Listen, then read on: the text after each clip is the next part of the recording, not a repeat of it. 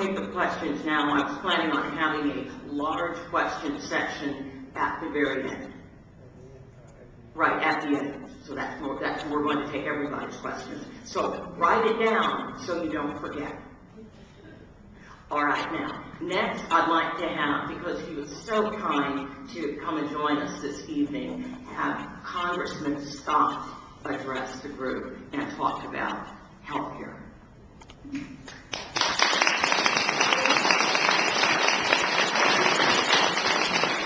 Thank you, Andre, and thank you for helping organize this. This is a great opportunity to discuss the healthcare problem.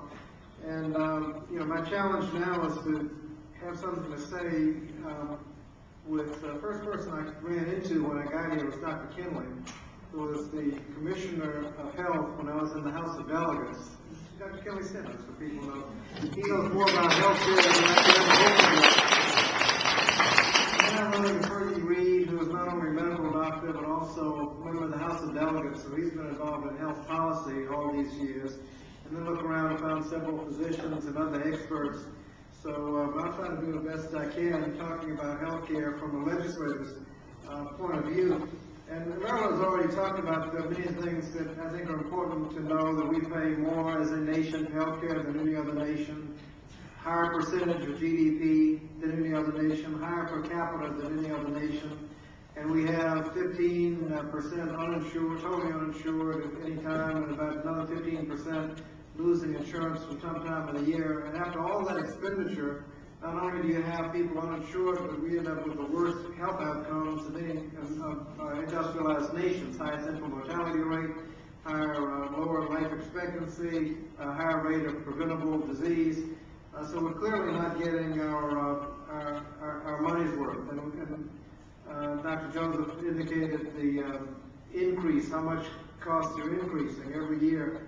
Increases are out of control. In fact, if you keep at the rate you're going now, Medicare and Medicaid would represent the same percentage of the GDP as the entire government does now in just 15, 20, 25 years. So obviously there's a problem, and fortunately business is catching on. Dr. Joseph indicated that people are spending, that companies are spending a higher portion. It's growing by leaps and bounds. Manufacturers are spending money. Automobile manufacturers have indicated they spend more on healthcare than steel building cars, about $1,500 a car. They're trying to compete with other countries that don't have healthcare as an expense.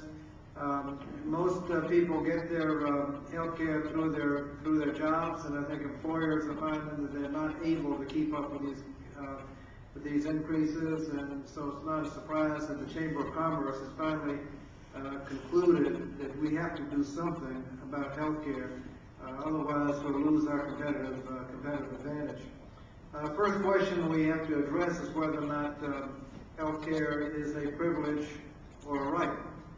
The President has indicated that it's a right, and I agree. And once you have concluded that it's a right, you need to conclude that there's some things we can do as a group better than we can everybody on their own, and healthcare is one of them. And that's why many of us are supporting the single-payer plan, and it's fairly easy to explain. Basically, instead of waiting till you're 65 to get a Medicare card, when you're born you get a Medicare card. And so you have healthcare right from the beginning. And the question of how to pay for it always comes up, but we're already paying. Like, we're already paying a higher percentage of GDP, higher as a nation, higher per capita already. So we can certainly do it. Now, one thing that gets the opponents kind of throw out there is a confusion between the health delivery system and the health financing system. Dr. Joseph indicated that there are, no physicians practicing in Charles City now? Now there is. Well, sometimes there may be one, there may not be anybody in the entire county. I don't care how you pay, how you access the system. If there's no system, you're going to have trouble. In rural areas, you're not going to have a high-tech hospital. The health delivery system, what you got is one thing. How you access the system is something else. And when other countries have a single-payer plan but a poor health delivery system, that's not because everybody can pay. That's just they had a poor system to begin with. Now, one of the things that you keep hearing is a single payer plan or a public option competing against the private sector is unfair. Not fair.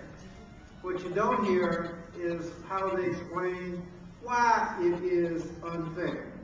And the reason is that Medicare and Medicaid use up about 3% of the healthcare dollar in administration. The private sector companies use about 25 to 40% in administration.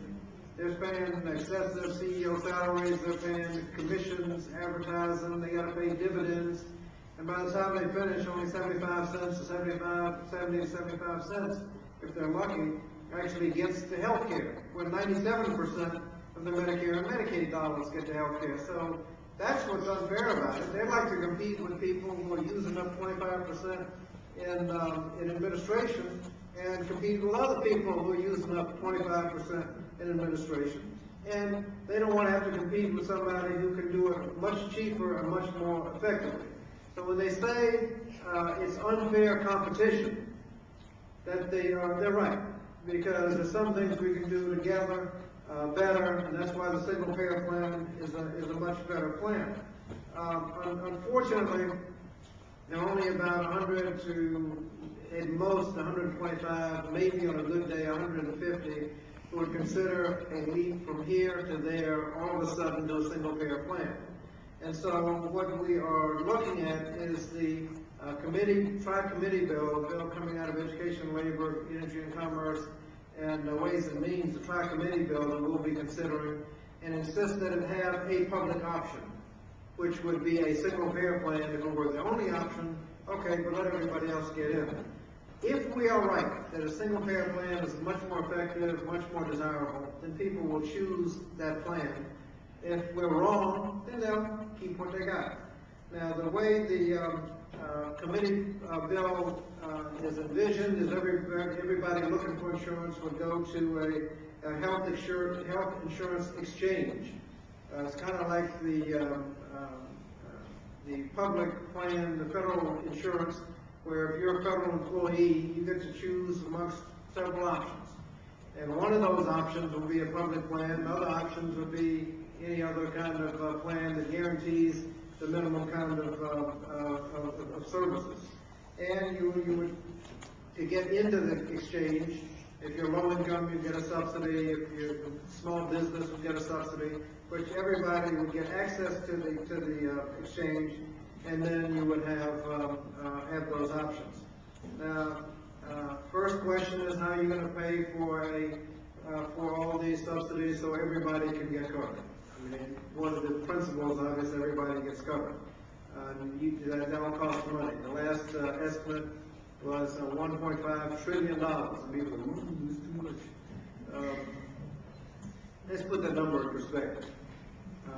8 years ago, a little over 8 years ago, the Bush administration started with a 10-year surplus of $5.5 trillion. Now, the Social Security shortfall for 75 years is $4 trillion.